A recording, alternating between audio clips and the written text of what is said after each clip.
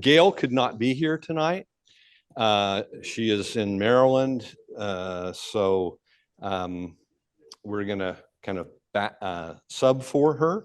And we'll, pardon? Just say, Carolyn, can you hear me? Carolyn, can you hear me? We're just doing a sound check. So put it in the chat. Okay, you're good. Okay, so we're going to start with some chapter business. And for that, I think the first thing we're going to go through is the nominations from our nominating committee. And he is. Hold on, Mike, because we're getting feedback. So the guys have to be quiet.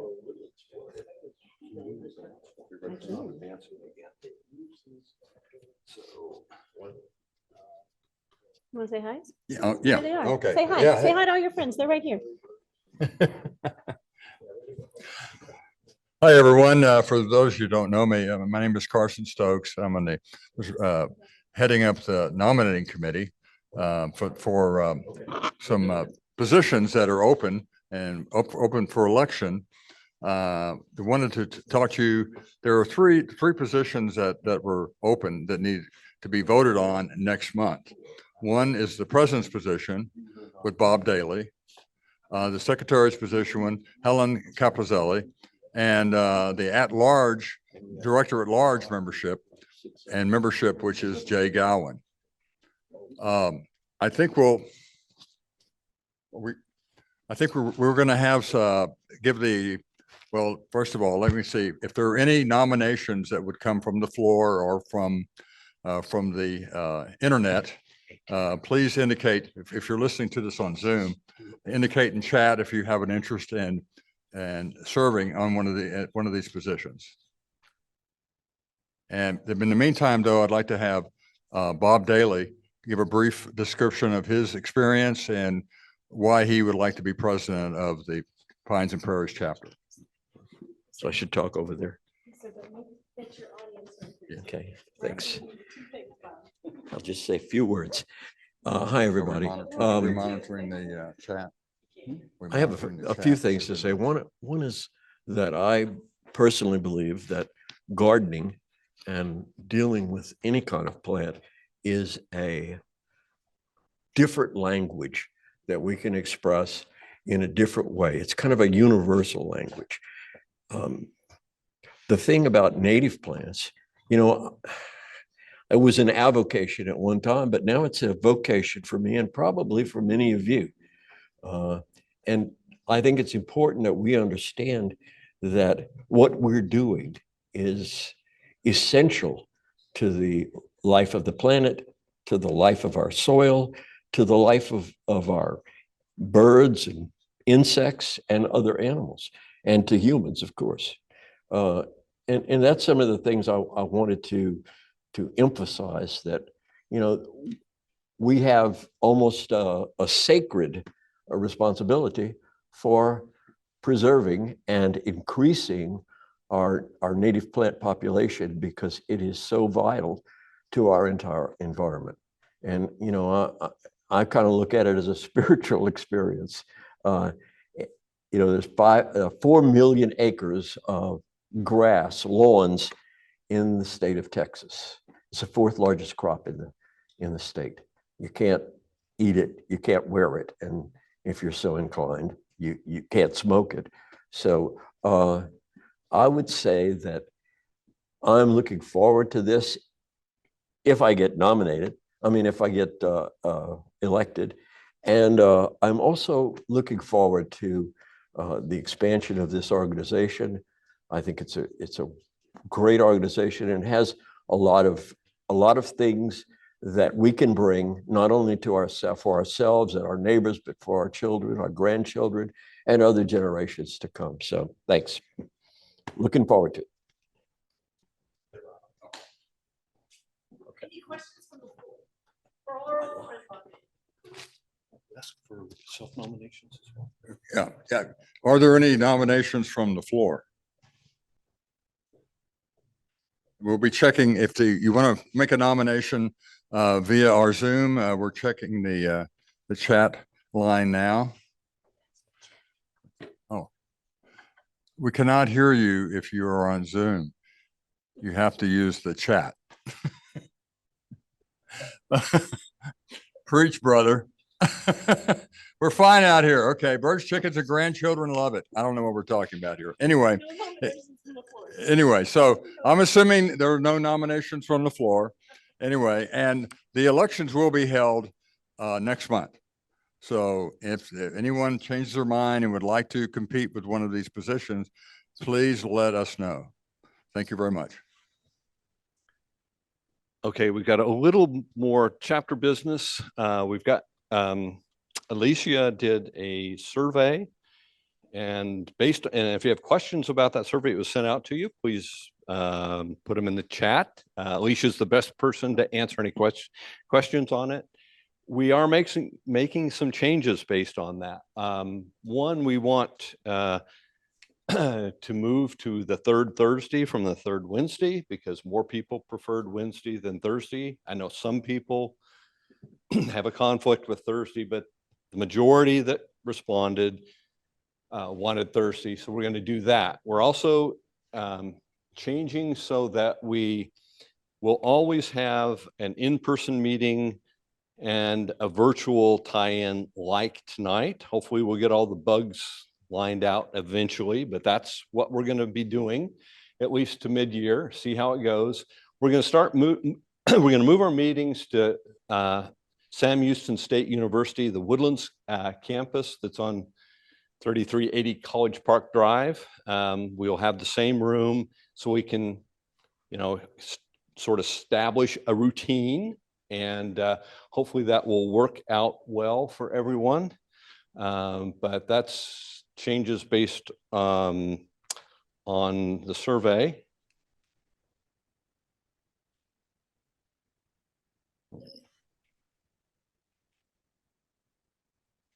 And the next thing I wanted to talk about, let's see if we can advance seem to have a problem with our slide advance from time to time. Let me try again.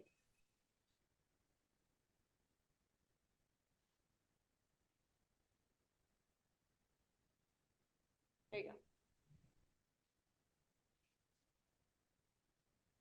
go. Okay. Last thing is that Jay Gowan is taking over the position that I'm in but Jay Gowan is also responsible for the NLCP courses, which is a big job. Jay has a full-time job. So he's pretty booked with that. And we need someone really to, as I'm transitioning out, someone to come in to help coordinate the meetings every month. We have good documentation on how to do this. And it doesn't have to just be one person. It can be a committee, a group of people. That I was on once a committee for Master Naturalist where we put together speakers and we all had ideas. So if you're interested in volunteering, this is a real need. And so please put your name forward, either in the chat or send an email to Gail. And the other big need that we have is for someone to chair our spring sale. We have two really big fundraising events every year, a spring sale and a fall sale. They are by far our largest producers of income, but it's also, we put a lot of native plants out there from those sales. So we have experience with that. We've had a lot of volunteers. I know the fall sale, I think it counted 15. So you'll have lots of help, but we really need somebody or somebodies to step up to chair the spring sale. So please, the chapter needs you. And with that, I am going to turn it back to Alicia, who will introduce our speaker.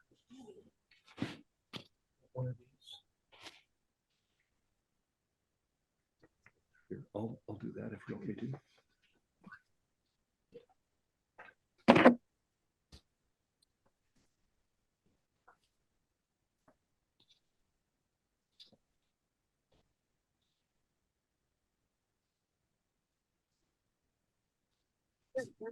Quick check. Those of you at home, can you see those slides? Yes, if you can't see my thumbs up, I can see them. Oh, we can't hear you. You got to use the chat. I see you. Oh, Jay, I can hear you. Hi, Jay. Yes, you can. Hi. Perfect. Next question. Hey, Chris, can you stand right there? When Chris moves, can you see him in the corner of your screen? No, You can't. All you see is a screen? Is there any human in it besides me? nope, just you. What a bummer. No, sir. Chris, I'm going to ask you to come stand right here, sir. I'm going to put a camera on you. Oh, you can't hear me. Chris, come stand over here, please. I'm moving you. Where do you want me to Just be? say yes, dear. Yes, dear. Right here. Right where you are? Yes, sir. Because this way they can see you and so can our esteemed guests who are here. It is my privilege to introduce you to Chris Bloch. Chris and I live together in Kingwood, and I have We learned. don't live together. No, we don't. He You lives get me down in the trouble with my street. wife. No, he lives down the street. But Chris has taught me a whole lot about how to engage your community to do amazing and positive things. So I wanted him to share about a program that he started and works in our community called Trees for Kingwood, and hopefully use it as a little bit of inspiration for as you're trying to plant your native trees or your native plants or your native trees, plants, that's kind of all we plant in your spaces. Maybe it can become something bigger than just the garden in your front yard. So without that further ado, here's Chris. You can see him. I'll be watching the chat for him. You're going to talk into this. All right. All right. So it's the camera on the computer then? Yes, sir. Okay. See this little box right here? That's what they see. But All these right. folks here are also watching 2 times at once. Hello, everybody.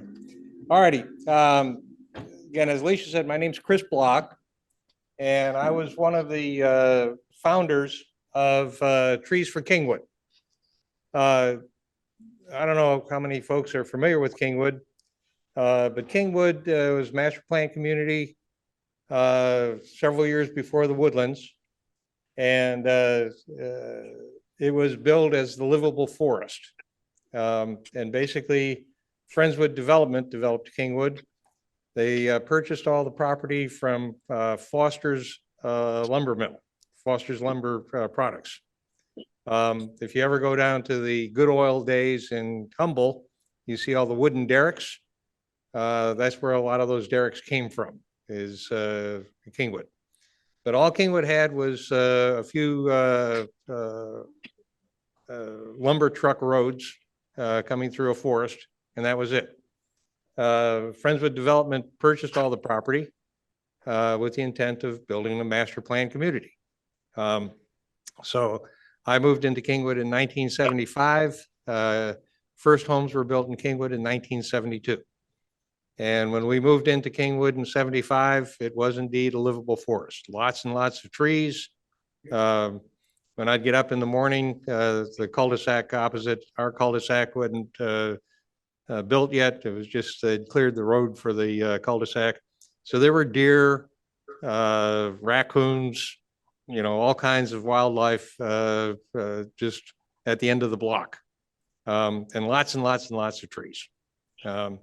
As Kingwood became more developed, more houses were built. We unfortunately ended up in losing most of the deer. You know, we've got major access roads in, and I had a lot of cars hit deer and so forth. We also ended up in losing our feral hog population. But the East Texas forest was home to a good population of feral hogs. We still have raccoons and, you know, the smaller animals and so forth. Unfortunately, over the decades since Kingwood started, we lost a tremendous number of trees. We lost the trees just from old age, from drought, from storms, lightning strikes. And folks would cut the tree down in their front yard and not replace it. And when we were annexed by the city of Houston in 1997, the city took over taking care of all the medians of the roads and that sort of thing. And they'd cut trees down, but they didn't plant trees. So we ended up in being a lot less of a forest and a lot less livable. So here a few years ago, a bunch of us old timers got together and decided that, hey, let's turn this around and start a group called Trees for Kingwood. And the structure that we used, if you can go to the next. Sure this is working, so. Alicia's, there you go. So we started off and said, well, you know, how are we going to make this work? Okay. How are we going to organize this thing? And, you know, when you organize something like this, and in Kingwood, we have homeowners associations in each of the neighborhoods, and we have trails associations, which take care of the green belts in the neighborhood. So I'm on the board of one of the trails associations. And we've got like 215 acres in our trail association of woods that has pedestrian trails running through them.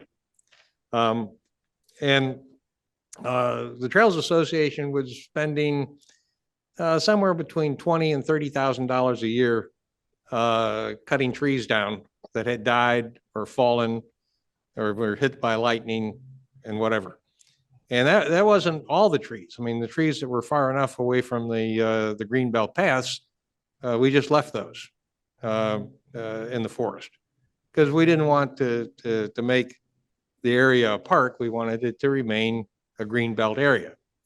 But in Kingwood, we have all these neighborhoods. Alicia lives in the Trailwood neighborhood, and I live in Bear Branch neighborhood. But we've got probably something like 25 different neighborhoods in the community. And these neighborhoods all have homeowners associations. The objective of the homeowners association is to maintain their property values inside the subdivision, their neighborhood. So they'll send out letters to people saying, hey, your garbage can is visible. You need to hide it behind the fence. Or you've got mold growing on the side of your chimney. You know, you need to clean that up. Or your house needs to be repainted, you know, because the paint's all falling off. Nobody likes the homeowners associations because they keep getting these nasty letters. Now, homeowners associations do run the neighborhood pools. They take care of the vegetation at the entries to the neighborhoods. Most of the neighborhoods supply supplemental police patrols. They pay constables or off-duty policemen to patrol occasionally. So, I mean, they do provide services to the neighborhood, but they never did anything about trees. Okay. Our Trails Association, we, you know, said, well, what we need to do is start replanting trees. We're spending all this money cutting trees down, so we need to go ahead and start planting trees. And we got with some of the other trails associations, and we got with the homeowners associations, and we said, well, you know, let's go ahead and start planting trees and make the Kingwood livable forest a forest again. And it received a great deal of interest from all these organizations.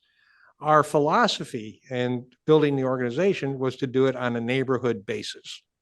You know, basically, anytime you're dealing, you know, with any kind of an organization, people say, well, what's in it for me? You know, why do I need to be involved in this? And why do I have to do something? And, you know, if you're not interested in native plants, then you're not going to be associated with the Native Plants, you know, Society of Texas. You know, if you're not in a neighborhood, you're not going to, you know, care what 8 neighborhoods over are doing. You want to just know what your neighborhood's doing. Okay. So, you know, the residents all have an interest in improving their neighborhoods, and they have an interest in improving the common areas, the medians of the major roads coming in and out of the neighborhood. So we felt that there would be a lot of support for this type of an effort, but we wanted to focus it on a neighborhood basis. So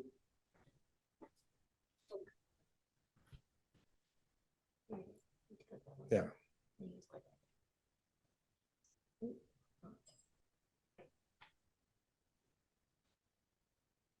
That's it. You got it. I'm 75 years old, so I have to have young people actually do anything that has to do with technology. Okay. That's my excuse and I'm sticking with it. So the first item here is old age. That's what's killing the trees. Pine bark beetles. Okay. I don't personally have that problem, but we've lost a lot of our pine trees.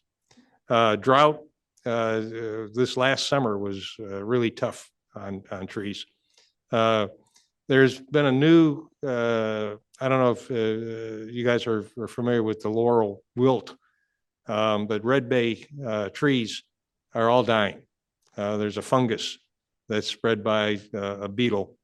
And we've talked to the folks up at Texas A&M Forestry, and they says the only thing you can do is cut the trees down.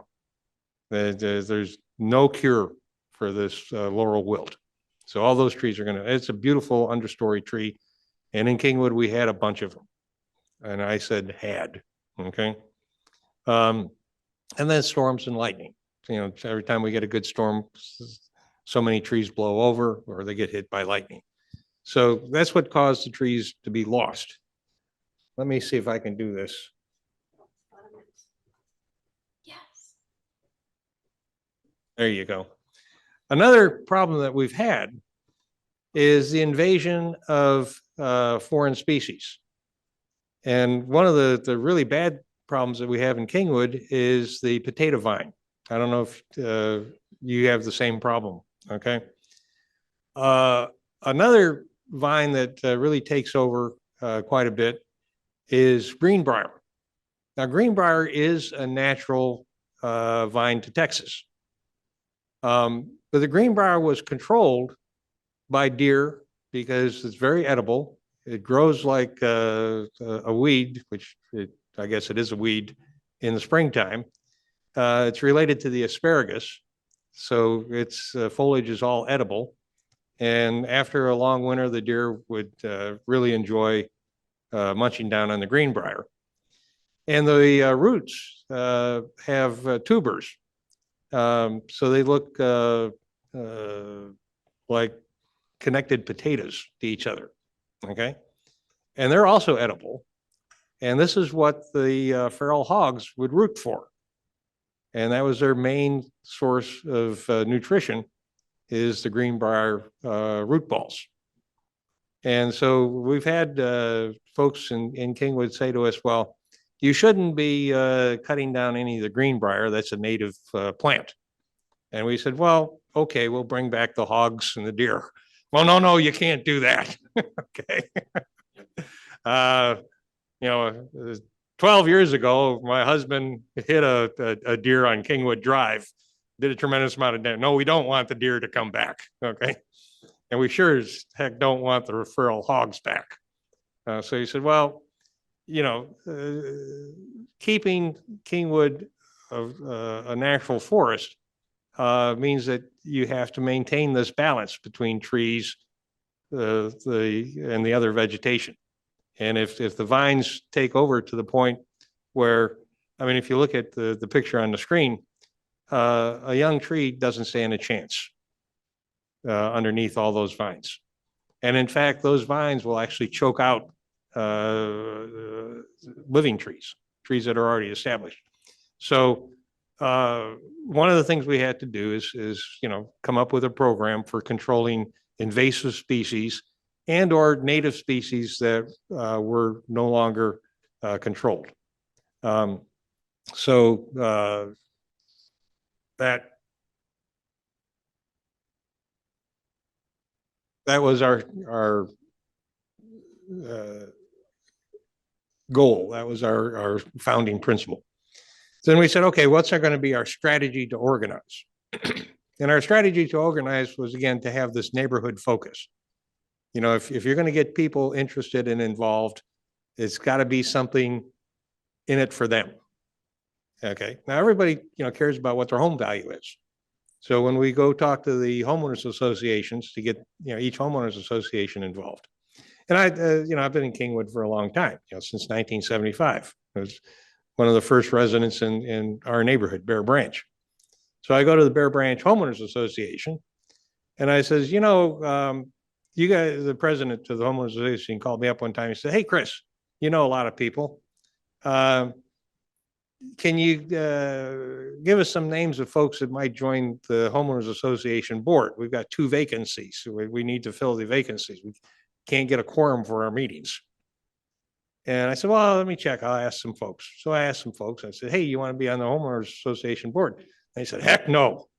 Those people, all they do is send out these nasty letters telling me I've got mold on the side of my chimney or that I changed my front door without getting permission, you know?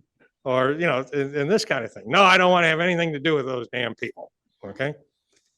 And so I go back to the guy that says, you know, you guys have got a bad reputation, you know. Now, you know, to keep home values up in the neighborhood, you can't have somebody decide that they want to go ahead and take their old car and put it up on cinder blocks in the front yard. So you have to have, you know, some kind of regulations as to, you know, keeping the neighborhood up. Okay. You know, unfortunately, sometimes people get carried away. I mean, if somebody decides to paint their house a different color, still looks good, they just get a letter from the homeowners association say, well, you didn't get permission first. You know, come on, give me a break. Okay. But I said, you know, if you guys want to do a little PR for your homeowners association, why don't you send a letter out to all your homeowners and saying, hey, we got this new group called Trees for Kingwood, and Trees for Kingwood can get free trees. And they can get, they have contractors that can put these trees in properly. You can pick what kind of a tree you want. You can pick where you want to put it, okay? For $50, you do that and we'll match your $50, okay? So, you know, and we'll put a real nice tree in your front lawn, wherever you want it, okay? And do that. And, you know, I've talked to some of my neighbors and so forth, and they says, heck, if the homeowners association would offer that, we'd, you know, who do we send the check to? Let's make it happen. Okay. But, you know, if you don't make it easy for somebody to get a tree put in and get the tree they want to put in and get it put in properly, okay, then people just don't do it. And yet when you do something like that, they like it, you know, and they get all enthusiastic about it. So one of our focuses is to go through the homeowners associations and get them involved. Okay. In Kingwood, we have the Kingwood Service Association, and they control all the parks in Kingwood. Okay. So they've lost a lot of trees in the common parks. So we got the Parks Foundation of the Kingwood Service Association geared up, and our current president of our group is the head of the Kingwood Services Association and the Parks Foundation for the Kingwood Service Association. So parks is a good place to put trees. Okay. The Kingwood Garden Club, we've reached out to them. Each year they had a tree sale. Okay. And we said, hey, you guys are selling trees, you know, let us help out. Okay. And, you know, let us advertise your tree sale every year. And, you know, get the neighborhoods involved in the thing. Community service associations. We reached out to the Kingwood Rotary. And the Rotary is a really fine group of folks. And they made a contribution to, you know, help support some of our programs and so forth. So, you know, to be able to get an organization started and to get an organization to be sustainable, you have to get buy-in from the community. And the approach that we used that was successful, you know, was to go with existing services organizations, existing homeowners associations, trails associations, and so forth, you know, in the community, people that are active enough to at least show up at a meeting, okay, occasionally. And, you know, the garden club had a lot of members. They're interested in gardening, they're interested in plants, they're interested in trees. So this is a natural ally for us to work with. Okay, Alicia, what happened here? All right, so next thing, getting started. The Kingwood Service Association Parks Foundation was a 501c organization. And, you know, if you're going to ask folks to help support your organization, I mean, you can't do anything without money. Okay. Sooner or later, it's going to cost you to do something. Okay. So we had to have a vehicle to be able to accept donations from folks. And if it is a 501c3 organization, which the Parks Foundation for KSA was, then you could go ahead and accept donations from folks, and it's a tax deductible thing. Of course, you have to be able to do accounting for all that and so forth. But we figured, well, hey, you know, we're going to help you guys plant trees in your parks. So, you know, it's how about helping us out and letting us use you as a vehicle for accepting donations and so forth to do this. And the Parks Foundation agreed. Okay. So, and I understand that you guys are a 501c. Are you a 501c3? Okay. So, you know, you've already got that capability, but that helps. We reached out to the city of Houston. Okay. Now, you know, in Houston, we've got city council districts. So we approached the city councilman for our district and said, hey, you know, the city of Houston is cutting all the grass in these medians. You cut down the dead trees, but you don't plant trees. How about planting some trees, you know, working with us to get trees planted? And the city councilman says, oh, yeah, we can do that. So the first year we got 100 trees from the city. Okay. And the other thing that's kind of important on this is that when we got those 100 trees, okay, we arranged to have our board members and the city councilman pose for a picture with the trees. Okay. And then he ended up putting on his website. But then in Kingwood, we have a local newsletter called Community Impact. I don't know if you have that up here as well. And we have the Kingwood Observer, which is basically a local news paper that's put out by the Chronicle. So we got the reporters from Community Impact and the Kingwood Observer to run stories with the picture of the city councilman and our board members and the trees in articles that they published. Okay. You know, you're not really going to get the community involved if they don't know that you're there. Okay. So, you know, you need to have somebody responsible for community outreach. We also got one of our members to set up a website, and eventually we ended up with a company that manages websites in Kingwood volunteer to do it for us for free. Okay. And the quality of our website improved tremendously once they started doing that for us. Okay. And a Facebook page.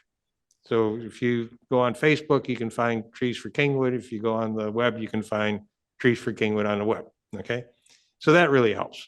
And of course, when there's a news article or something like this, we always go ahead and reference the website and the Facebook page. So that helps.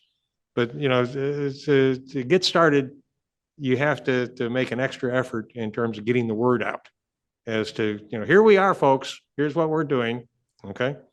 And then, you know, with that, you can go to local businesses because, you know, it's good PR for a local business to say, yeah, we're supporting making the livable forest a livable forest again. Okay. But you can't get contributions from a business really until you have that 501c3 operation. Our organization grew sufficiently to where we were much bigger than what the Parks Foundation for KSA was. And they were starting to say, you know, hey, you know, you guys are doing so much stuff. It's much more than what we're doing. Okay. It's kind of become a burden for us. Well, at that point, we went ahead and reached out to Trees for Houston, which is a 501c3 organization as well. And their charter is to plant trees. Now, Kingwood is in the city of Houston. Okay. Although I think Trees for Houston also does stuff outside the city limits. It's Trees for the Houston area. Okay. And we got with the folks with Trees for Houston and we say, hey, how about if we generate a Kingwood chapter of Trees for Houston? And if we get our local businesses and so forth to make a contribution, we'll have them make the contribution to Trees for Houston and put in the notation Kingwood. And if you guys will accept those donations, and then as we have expenses, we turn the invoices into you. They agreed because their goal is to plant 70,000 trees this year. Okay. And we said, well, heck, we can take at least 7,000 of those. Okay. And they say, well, that sounds like a win-win deal. Okay. So we went ahead and eventually we've merged now into the Trees for Houston organization. But, you know, we had to start small. We were doing enough that we got their attention.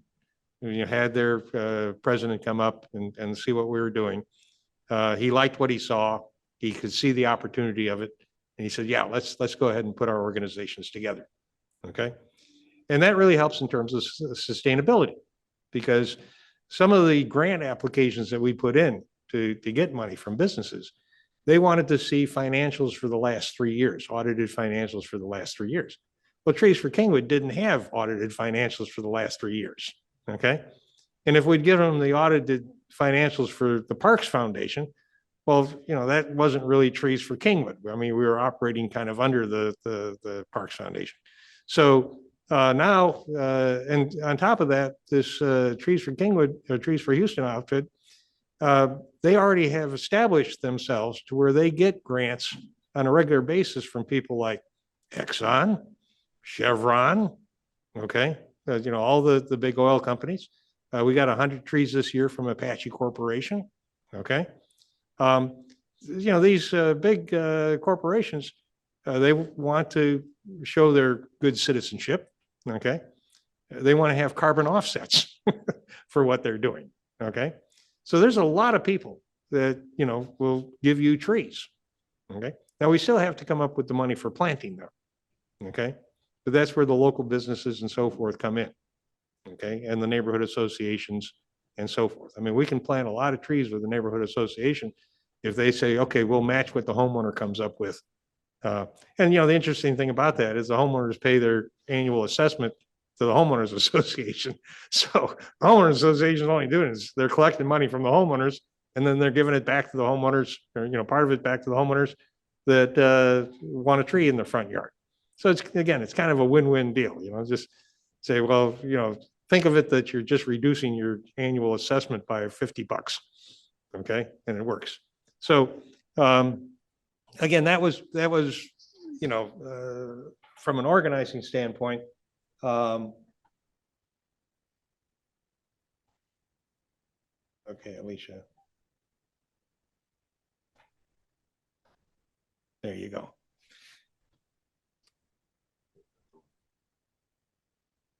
Okay. One more. All right. So the other strategy we did in terms of getting started, and again, you know, visibility is really important, is we picked some areas along major thoroughfares. And we said, well, let's plant trees there. Okay. And doing that, again, we did the photo ops and stuff like this, but people could see it. Okay. And they could say, well, yeah, this group is, you know, we'll put up a little sign, Trees for Kingwood. And people would look at that and they say, well, this organization is real and they're really doing something. Okay. So that's an important factor. Okay. Find a source for trees. We said the city, you know, the Apache Corporation, but Trees for Houston said, hey, you know, you guys give us notice, we'll get you all the trees you want. Okay, we got this goal of, you know, and because they get funding from all these other folks, so they get trees and they're willing to give them to us. Okay. So, and then we have to get the support to plant the trees. But again, you know, businesses, when they see, okay, you're improving these major thoroughfares, which lead up to their businesses, you know, they're willing to support that. Okay. And then advertising. So every 6 months we go out to the local news media, the Community Impact and the Kingwood Observer and so forth. There's a radio station that is local to Humble and Kingwood. And, you know, we make an effort to get in front of those folks so that there's a constant presence. I mean, if you just get one article written about you, 6 months later, nobody remembers it. So you have to just continuously, remind people that, hey, here we are, and this is what we're doing. Okay. After a while, it starts to stick. I mean, it's kind of like if you see a commercial on TV, how many times do you see a commercial just once? It's the same commercial over and over and over and over again. Okay. I skip most of them, but that's something you really need. This is a picture.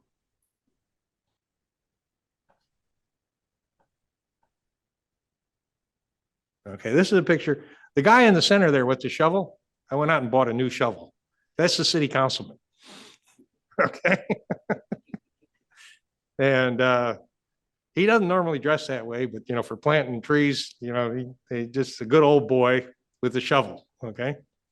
He didn't actually use the shovel, but we'll give him all the credit in the world and I mean, he was very helpful. And we got, I think we're up to 300 trees, from the city now. Okay. The other thing is that in Kingwood, in the city of Houston, they have a program called Adopt an Esplanade.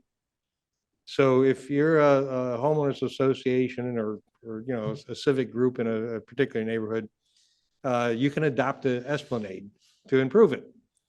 However, the city has all these rules and regulations as to what you can do and how you have to do it.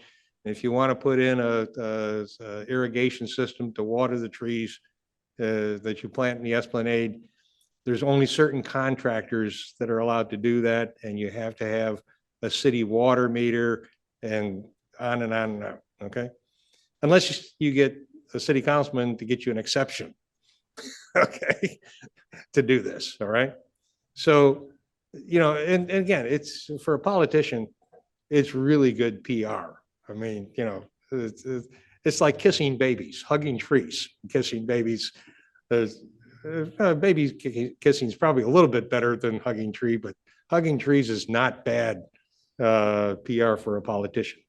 So, and again, that's just an example of that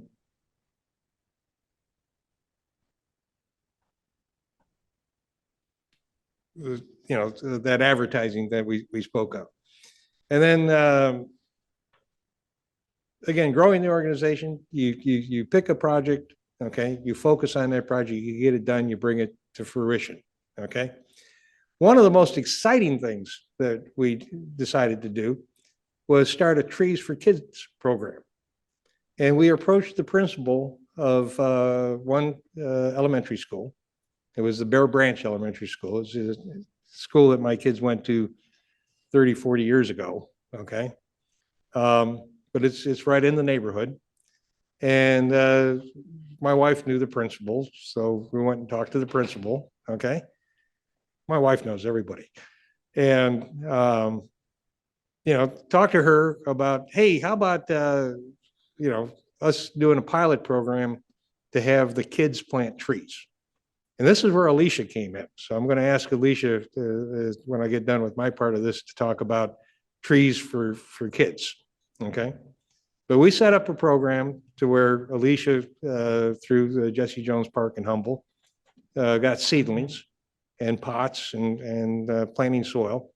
And each kid got at least one tree. Well, I don't know, maybe more than one tree. Okay. And, she did the outreach with the teachers to give them stuff to teach to and so forth. Okay. And it was the fourth graders? Third graders. Okay. Well, I mean, you get third grader kids interested in planting trees, and they come home with this little seedling planted in a pot, and they're supposed to, take their ruler and measure how it's growing. Okay. And you talk about fertilizing it. And I tell you what, these little seedlings, they grow pretty quick, particularly, if you put them in a sunny window or outside and you water them and feed them and put a little root stimulator on them and so forth. They grow really quick, and the kids keep a chart of, how fast their tree is growing. Okay. Now you talk about sustainability. Okay. the third graders become fourth graders, then they become fifth graders, and the tree's big enough that they can go ahead and plant it in their yard or out in the public area or on the green belts. Okay. When my youngest daughter was born, the neighbor said, "Hey, let's plant a tree for her." I said, "Oh, okay." Now all the trees in my yard I planted. Okay. Some of them are almost 3 foot in diameter now. Okay. But as she was growing up, we'd tell her, "This is your tree. This was planted, when you were born." And so every time she comes home, she's 36 now. Okay.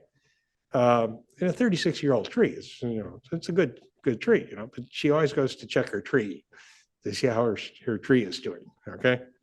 And kids are into that sort of thing, and it sticks with them. And on top of that, the benefit is that, okay, kid comes home with a tree, the kid's all excited about his tree, okay, his or her tree, and they're taking care of it and they're measuring it and so forth. And the parents say, "Well, what's going on here?" The kid's excited about something, and so you get the parents engaged. Okay. And all of a sudden now Trees for Kingwood is something that a lot of people are aware of and they know of. Okay. And we're making it happen. But, for something to be sustainable, you have, if it isn't growing, then it's not growing, it's going to atrophy and it's going to die. Okay.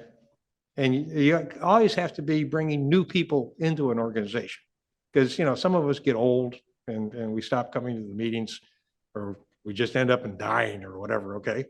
So you always have to be bringing new blood into an organization. Okay. And people that have young kids are, guess what? They're young. Okay. So it's a good source, and okay. So maybe 50% of the kids end up in being really interested in trees. 25% are really, really interested. Okay. Maybe 5% or 2% of the parents become really engaged. Okay. Humble, our thing was the Bear Branch Elementary School was a pilot program. Okay. We got the Humble ISD administration interested in it. Okay. We got the school board interested in it. There's something like 6,000 third graders in Humble ISD. So just think about that. If we expand that to all the schools, you're talking about at least 6,000 trees a year. Okay. And of course, then those trees go to the fourth graders and the fifth graders. And so every year you're just planting and planting and planting. And then as those trees get larger, you have to put them someplace. So whether you put them in somebody's front yard or you put them out on a green belt or you put them in a public area, okay, it grows and it grows and it grows. So you got to have, kind of a strategy for growing. And I tell you what, going back to the advertising, okay, a local news thing, the Houston Chronicle or whatever. In fact, we even made the main edition of the Houston Chronicle. Okay. But I mean, if you think about it, okay, there is no better human interest story for a newspaper to run, okay, than kids planting trees. Okay. So I think the Trees for Kids program is one of the, the best things that we did. Okay. And it's really going from there. So, and in time, I think, expanding it to other school districts. I mean, it's worked so well in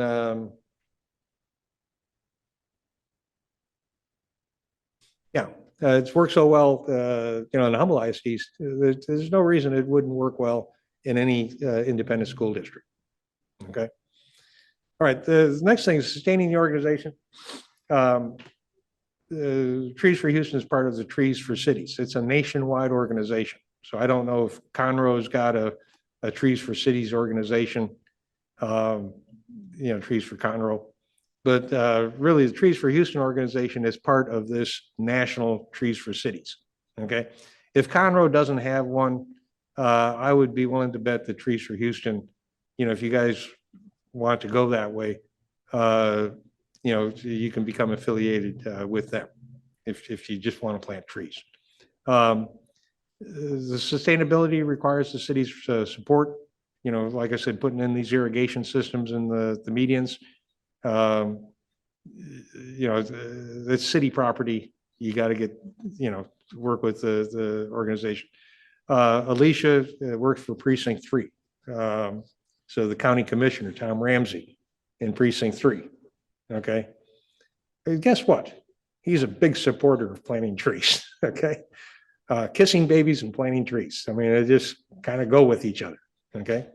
Like I said, we got a nice contribution from the Apache Foundation, the Arbor Foundation, but there's all kinds of folks that want to support planting of trees. The other thing we did is got with some of the local churches. There were 3 churches that came together to do a fall festival. Okay, in November. Well, November is not a bad time to start planting trees.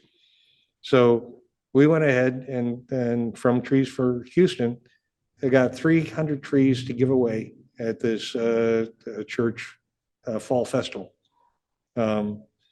So, again, it is the more community organizations, churches are community organizations that you can get involved, the better.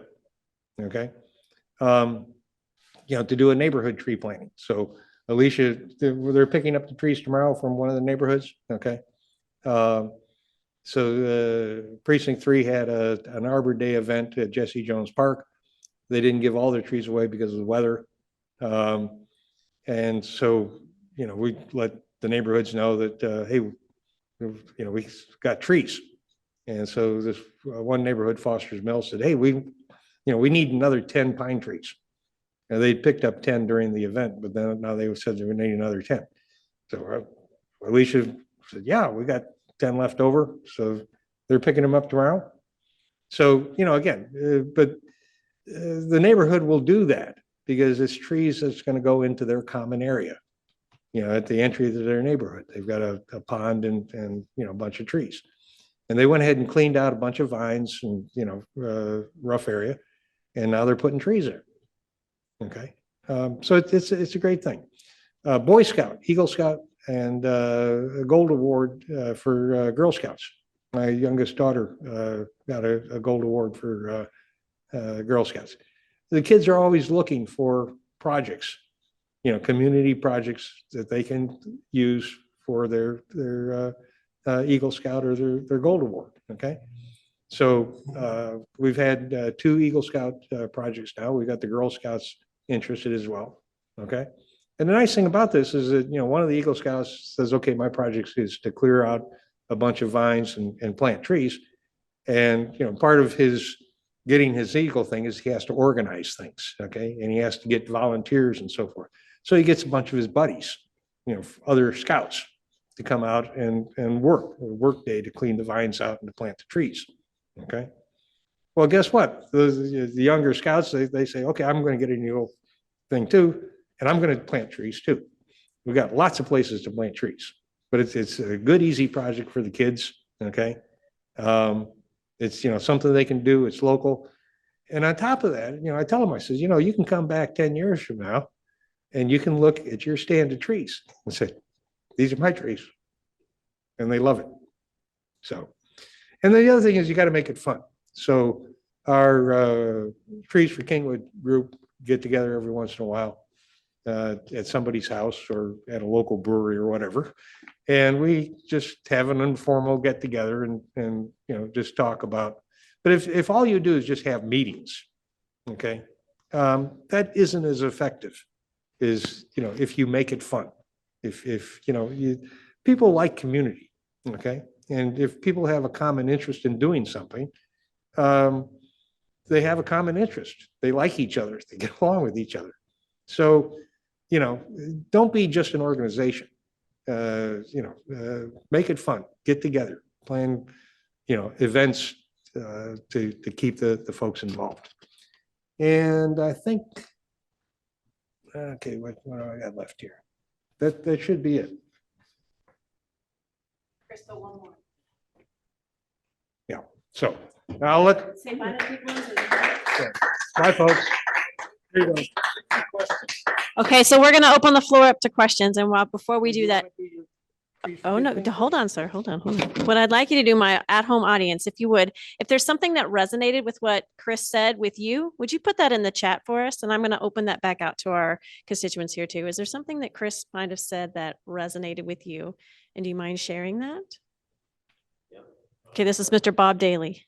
I really enjoyed the fact of that y'all involved the community and the lawmakers and the aldermen and councilmen and the commissioners in that.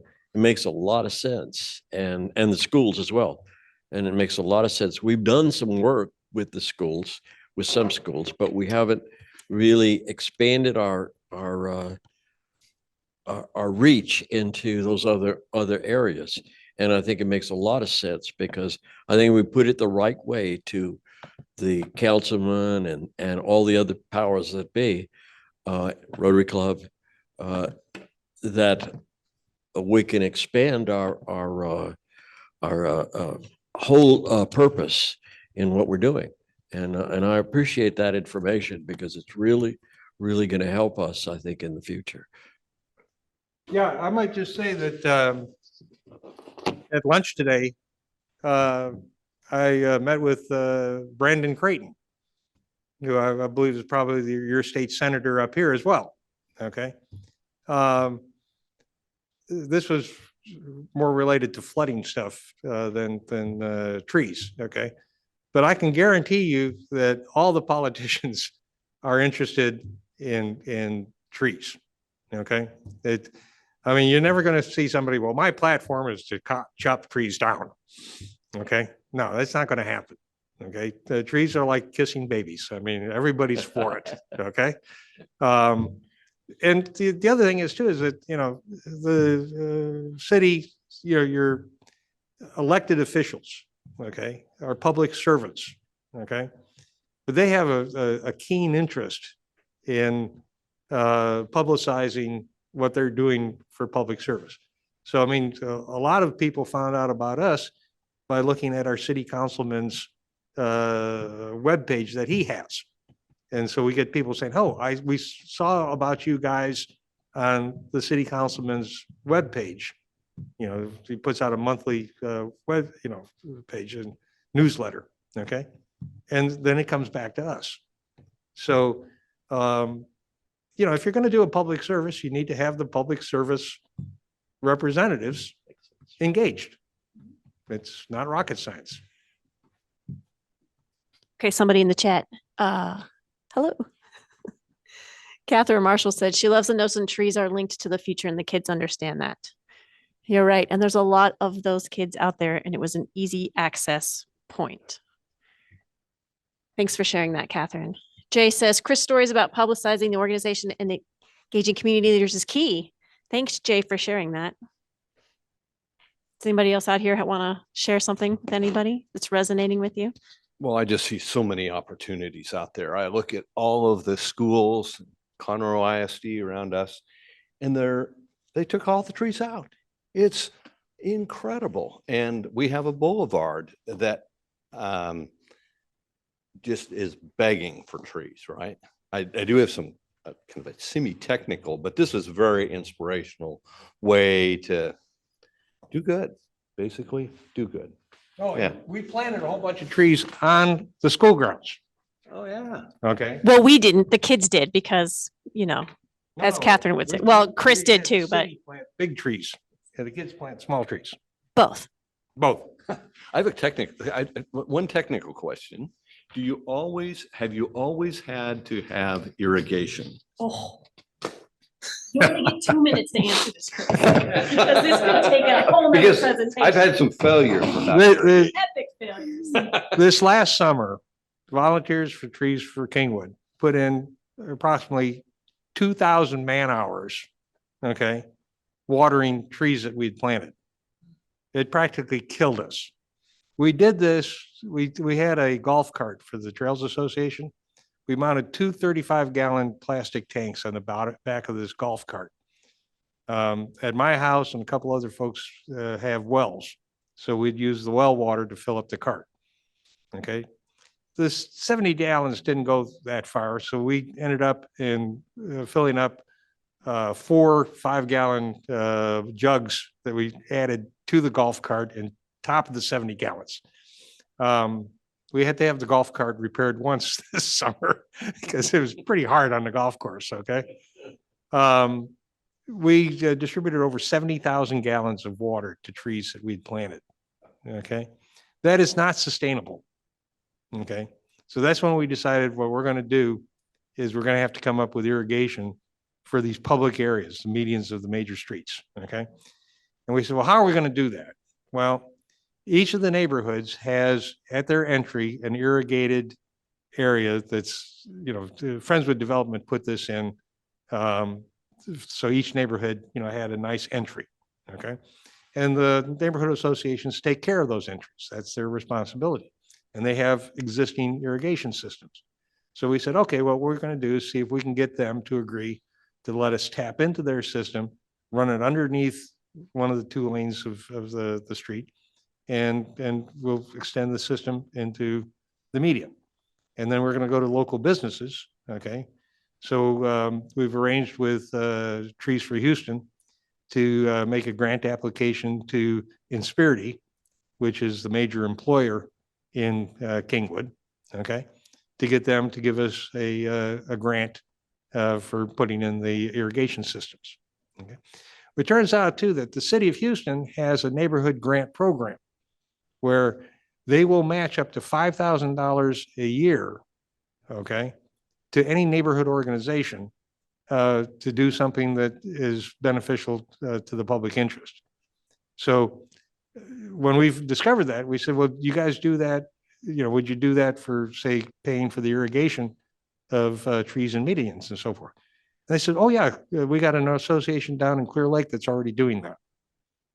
So now in Kingwood, each of the neighborhoods has got a community association, and we got the trails associations. And the only requirement is you have to be a 501 organization, okay? And, community association, and you can apply to the city for one of these grants. So we're organizing every neighborhood in Kingwood to apply for a $5,000 matching grant, because the people pay $5,000 already, to take care of their entries and so forth.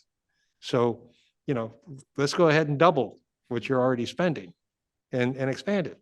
So, I mean, it's just every time we open a door, there's just another opportunity that we discover. So it really is something that takes off. I had a question about when you're talking about bringing it into the schools, because I thought that's what resonated to me, is that you really need to get the kids involved to get this, get them while they're young for native plants. And how do you get to get in the schools? How do you get them to go along, like with you coming in there? Because teachers have objectives that they have to meet, and the teaks, it's what they teach has to match the teaks. So how do you do that? I would say you start in your community with the folks that you know first. So like Chris started in Bear Branch because his wife knew the principal, and then he called me and said, how do we do this? So you start where you know, and then once you get in with a principal who says, sure, we have a space out back and it's terrible, would you like to build a garden there? Then you call me and I will put you in contact. My name's Alicia. Hello. Jay, my friend on the chat's going to drop my email in the chat for all my friends at home. And I will put you in touch with an educator to help you do that, because I recognize that you may be a former teacher. I don't know. Perfect. Then we'll chat and I'll help you figure out what that next step might be. But your first step might be, hey, can we come in and plant a native garden in your school? And then there's a second step, which Mike knows I'm getting to. NPSOT, this community chapter right here, we were just discussing, we'll help you pay for it. So if you're like, wow, I could sure use a grant for a couple $100 to put some beautyberry and Turk's cap and whatever else I don't have, Jesse Jones Park can't give you, and I can't get at a plant sale, I'd sure like to buy some. You fill out a grant through NPSOT, the Pines and Prairies chapter, and we'll help you do it. We're going to spend up to be determined amount of money on it. But right now, nobody's asking for money. So we're pleased telling you, ask us for some money and we'll help you do it. I know, right? Yeah. Thanks, Jay. Did that answer your question? Yes, yes. Just get in I- first. I just, I've seen actually some of the schools do native plants, like the school in Houston that my daughter, my grandkids go to.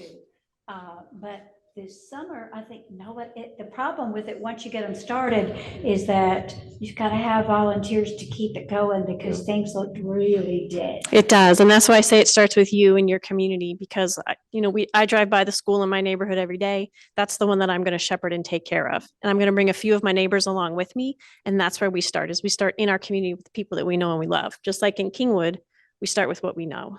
And we want to change all of Houston, and that would be awesome. But let's just start with what's in our own yards and the school down the street or the church or the library. We can put community gardens anywhere. Mhm. Mhm. He's going to say one parting thing.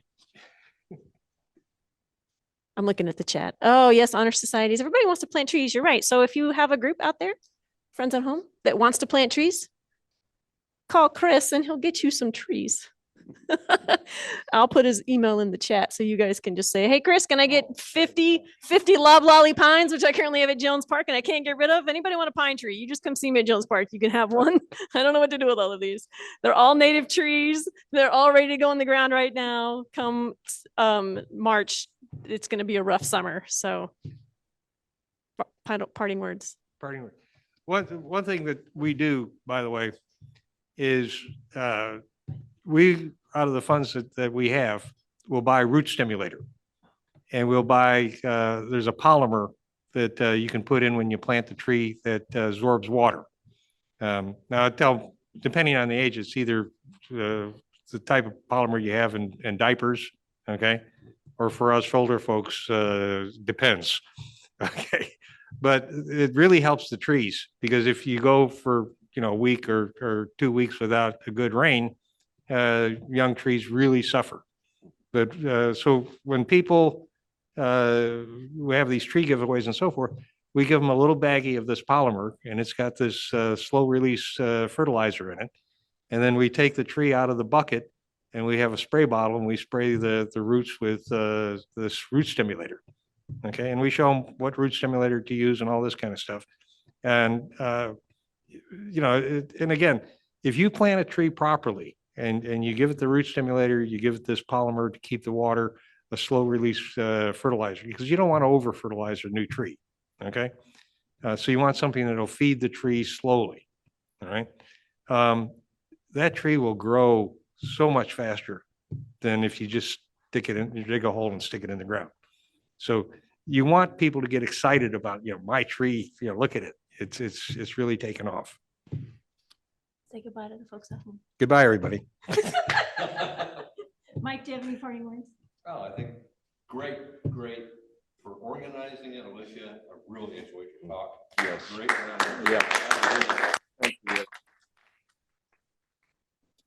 Well, on that note, for all our friends at home, we are so glad you joined us this evening. Me Good night, Alicia. and my friend Chris, who also lives down the street. Yes, we do have a tree giveaway going on in the Woodlands Saturday, January 27th. There's also one at the Houston Arboretum this weekend. There's also an unofficial one at Jesse Jones Park because I still have leftovers. So if you want some trees, just call the park and we'll get you some. If you've got any other questions, Chris's email's in the chat, so is mine, or you can drop them right here. We already have a taker. All right, bye friends. We'll see you again next month. We're going to be at a new location in the Woodlands, which will be way closer for those of us that live in Humble. We appreciate y'all, but it's an hour and 15 minutes to get out here to Conroe. Whoo, it's a haul. So we'll see you guys either online or in Conroe. On that note, you can jump on and ask Chris any questions. Oh, Jay's tapping out. I know, Patty, we got some good friends on there. Look at this. My friend Kate there, my beauty buddy, beauty berry lover. All right, we're logging off. Yeah.